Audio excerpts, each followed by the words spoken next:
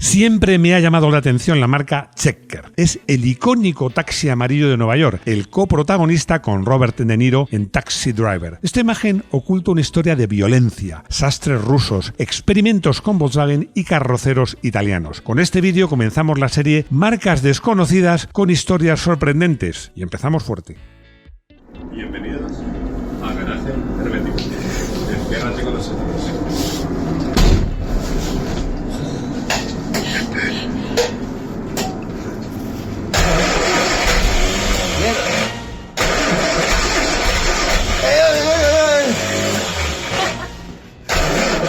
Es que le he soplado los chicles, pero debe ser que la boya está pegada.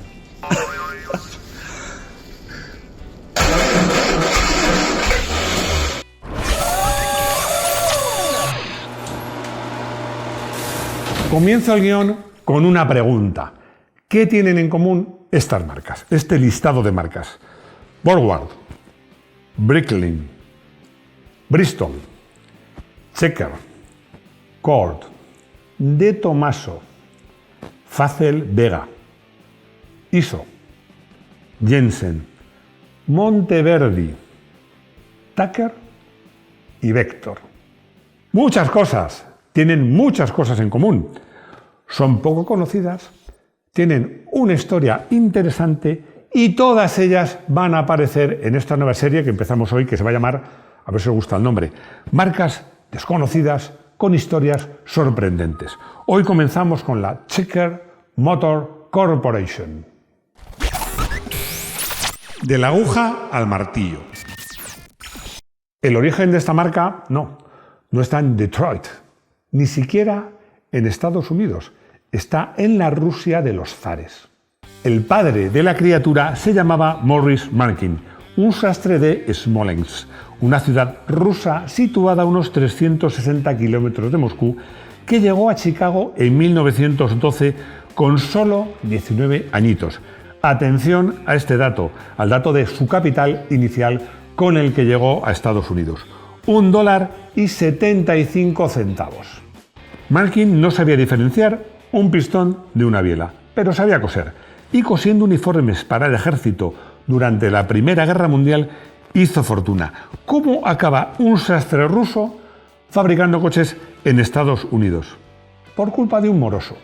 Markin había prestado $15.000 a un tal Abe Lomber. Comentamos fuera de cámara. $15.000, ya había hecho trajes a ese señor, a toda la familia.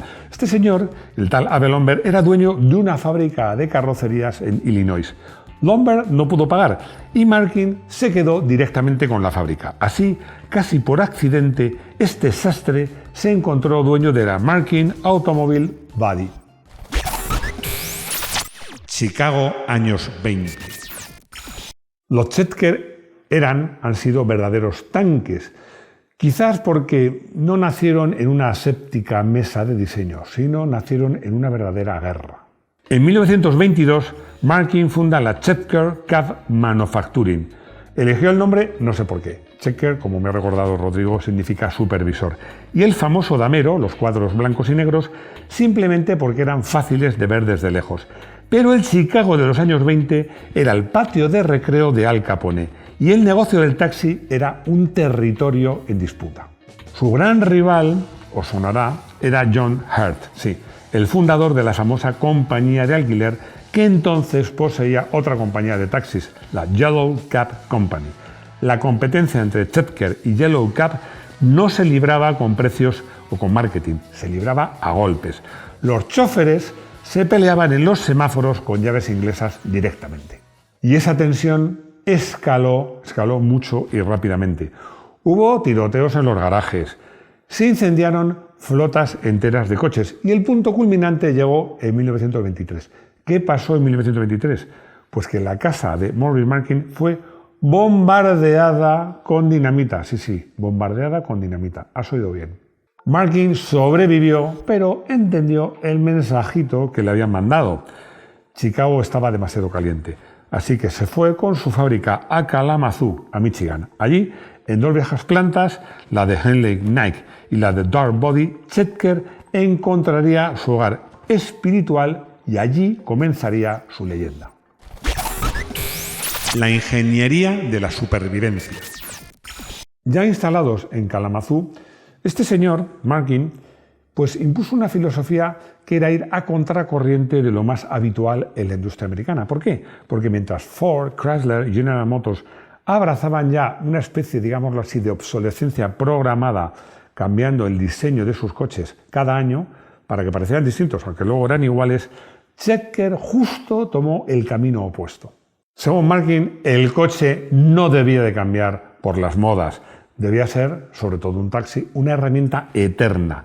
Las características sagradas de un Chetker se mantuvieron durante décadas y son estas. Punto 1. Suelo plano. Nada de túnel de transmisión molestando a los pies de los ocupantes. Punto 2. Techo de catedral. La norma era estricta. Un caballero norteamericano con sombrero de copa debería poder entrar prácticamente sin agachar la cabeza. Punto 3. Chasis en X. Esto es clave porque mientras otros ya usaban chasis perimetrales, Chetker consiguió un bastidor de escalera con refuerzos en X masivos. ¿Era un chasis pesado? Sí, pero era indestructible. Y punto 4. Durante los años 30 y 40, la marca fue perfeccionando sin cambiar esta fórmula. Modelos como el Model A de 1939 introdujeron incluso un techo trasero que se abría para que los turistas pudieran ver cómodamente los rascacielos. Y el verdadero mito. El coche que todos conocemos e identificamos con Chetker nace en 1956. Es el Model A8. Aquí se define la estética que duró décadas de Chetker. Faros dobles, esa parrilla que es como una caja de huevos, aletas muy cuadradas, un diseño que, ya os adelanto, increíblemente apenas cambiaría en casi 30 años posteriores. ¿Quieres comprar un taxi? A finales de los 50, Markin decidió que no bastaba con vender coches a las flotas. Quería vender a particulares, algo bastante ambicioso. Y lanzó en 1960 pues un coche que se llamaba el Chetker Superba. ¿De dónde viene ese nombre tan rimbombante? Es una curiosidad histórica. Superba era la marca de puros favorita de Morris Markin. Así de simple. El Superba pronto evolucionó al famoso Maratón, con código A12, que es el modelo que todos tenéis en la mente cuando se habla de esta marca. Pero seamos sinceros, ¿quién compraba esto? Por el mismo precio tenías un Chevrolet Impala, precioso y más potente. El Chetker era un ladrillo. Sin embargo, encontraron un nicho fascinante. Primero, la aristocracia discreta. En Nueva Inglaterra, tener un Chetker se convirtió en un signo algo así como de dinero viejo. Gente tan rica que no necesitaba demostrar nada. Decían, mi coche es feo, pero no se rompe. Y luego los diplomáticos. El Departamento de Estado de los Estados Unidos de Norteamérica compró cientos de Chetker para sus embajadas en el bloque soviético y países del tercer mundo. Era el único coche americano capaz de aguantar las carreteras destrozadas y el maltrato en zonas complicadas y en conflicto. Los monstruos de Kalamazoo. En esta búsqueda de ampliar sus clientes, buscar clientes especiales, que empezó en 1960, yo creo que Chetker perdió completamente la cabeza. Yo le doy las gracias porque precisamente por eso crearon algunas aberraciones mecánicas que ya sabéis lo que me gustan las rarezas, me parecen maravillosas y piezas verdaderamente históricas. Primero, las ambulancias. Se llamaban Medicarm. Eran maratón con el techo sobrelevado. Eran tan duras y fiables que muchos hospitales rurales las preferían a furgonetas mucho más modernas. La joya de la corona indiscutible de la locura es el Chetker Aerobus. Imaginad que necesitáis llevar gente al aeropuerto, pero no queréis un autobús. Solución: estirar el maratón hasta rozar lo ridículo. El Aerobus se fabricó en versiones de 6, 8 e incluso 9 puertas, con un portón trasero. El modelo A12W Wagon medía casi 7 metros de largo y podía llevar a 12 personas con sus maletas. Aquí llegó un problema técnico. ¿Cómo mueves 7 metros de acero macizo? Durante la era dorada, Chetker utilizaba motores Continental de 6 cilindros. Eran motores industriales, de tractores o generadores que podían estar al ralentí 20 horas al día, indestructibles, pero que no tenían la potencia necesaria para el Aerobus. Así que en una maniobra un tanto extraña, Checker tuvo que pedir ayuda a un supuesto rival, a Chrysler. Entre 1963 y 64, estos monstruos montaron motores V8, el A318 de Chrysler, porque era el único motor con par suficiente para moverlos. Incluso tuvieron que usar ruedas de camión de 8 pernos, porque las de coche reventaban con el peso. La era Chevrolet y el diésel. Hay una idea que debemos derribar. Checker no fabricaba sus propios propulsores. Fueron los maestros del trasplante. Tras ese coqueteo con Chrysler para el Aerobús, y viendo que los viejos motores Continental ya no daban para las autopistas modernas, Martin se rindió a la evidencia en 1965 y firmó un acuerdo con su mayor rival, curiosamente, General Motors. A partir de ese año, los Checker empezaron a montar los legendarios motores Chevrolet, el 6 en línea Stop Bolt de hasta 4 litros y los inmortales V8 Small Block de hasta 6 litros, que en mi opinión de Small tenían poco. Esto se ha convertido en una bendición para los coleccionistas de hoy día. Puedes tener un coche exótico, porque a pesar de ser un taxi, el Checker como coche de colección es exótico, pero si se te rompe la bomba de agua, vas a una tienda y pides la de un Chevy Impala del 70. ¿Más barato y fácil? Imposible. No todos los experimentos salieron bien. A finales de los 60, mucho antes de que el diésel fuese popular en los Estados Unidos, Checker ofreció una opción con motor Perkins diésel de 4 litros. Imaginad la escena, un taxi de Nueva York sonando y vibrando como un tractor agrícola. Era lento, ruidoso y tosco. Se vendieron poquísimos, pero demostraban que Checker estaba desesperada por bajar el consumo de sus bestias. Italia y el fantasma de Volkswagen. Llegamos a los años 70 y el fundador, Maurice Merkin, fallece justamente ese año, de 70, y su hijo David toma el mando. La situación es crítica. El diseño, que era de 1956, era anticuado y tras la crisis del petróleo del 73, un coche de 2 toneladas que consumía en ciudad más de 20 litros era un dinosaurio y hubo 2 intentos de salir adelante, de salvar la situación. Intento 1, la conexión italiana. Pocos saben que en 1968 Checker intentó ser, digamos, más sexy. Enviaron un chasis Maratón a Turín, a la famosa casa de diseño Ghia. Los italianos diseñaron una carrocería moderna, angulosa, elegante, algo que podría haber pasado por un Maserati 4x sedán. Se llamó el Checker Centurion. Durante décadas se pensó que el prototipo se había destruido, pero fue encontrado precisamente hace unos años. Es el eslabón perdido, la prueba de que Checker quiso dejar de ser un ladrillo amarillo. Lamentablemente no había dinero para producirlo. Intento 2, el plan Volkswagen, la historia más loca.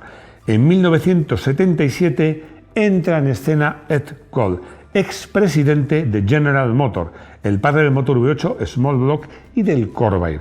Cole compró parte de Checker con una idea revolucionaria para salvar la empresa. Su plan: comprar Volkswagen Rabbit, el Golf MK1, a medio montar en la fábrica de Volkswagen en Pensilvania, llevarlos a Kalamazoo, cortarlos por la mitad, ensancharlos 30 centímetros, ponerles un techo alto y montarles sobre un chasis Checker modificado. No podía ser más complicada la historia. El resultado sería el taxi perfecto. Tracción delantera, motor eficiente de Volkswagen, pero con el espacio de un Checker.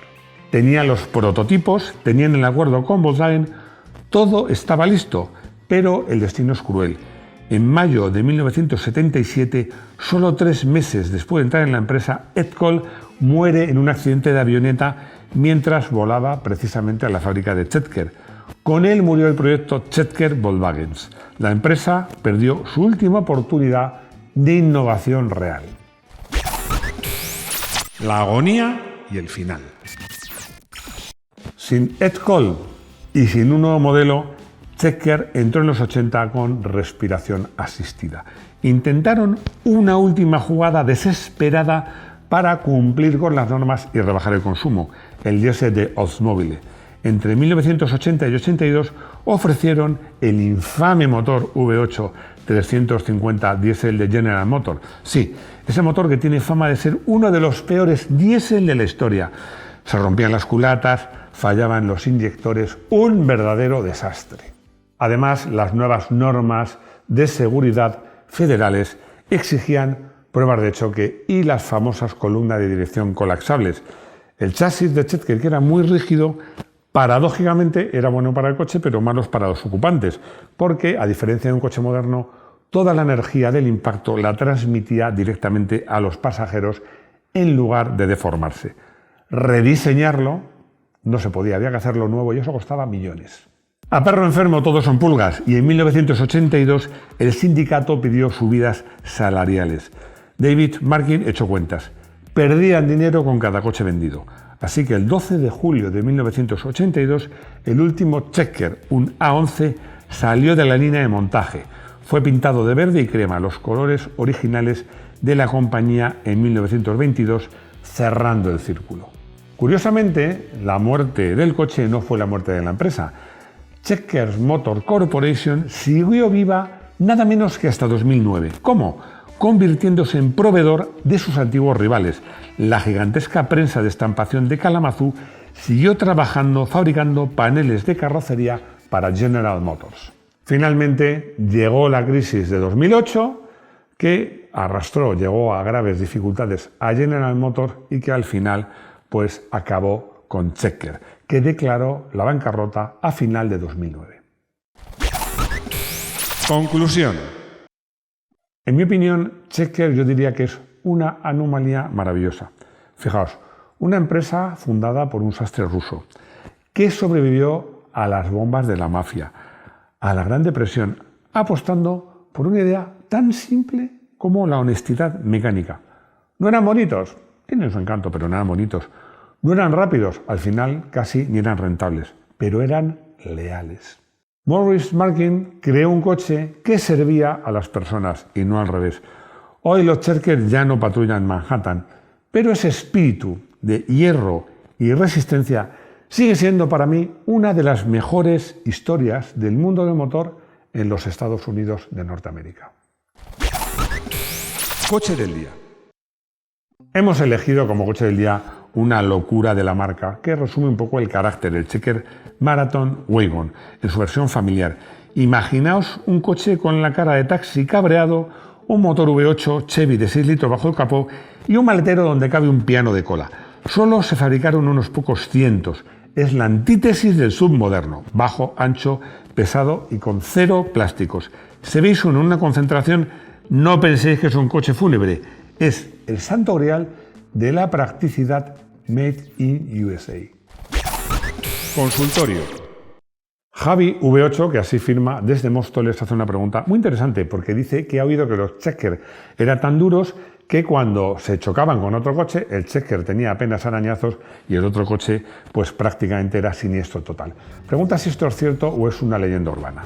La respuesta es que es cierto, pero de alguna manera tiene trampa, porque los Chetker, que estaban destinados para ser taxis urbanos, tenían un paragolpes que era de acero ferroviario atornillado directamente a un chasis en X muy rígido.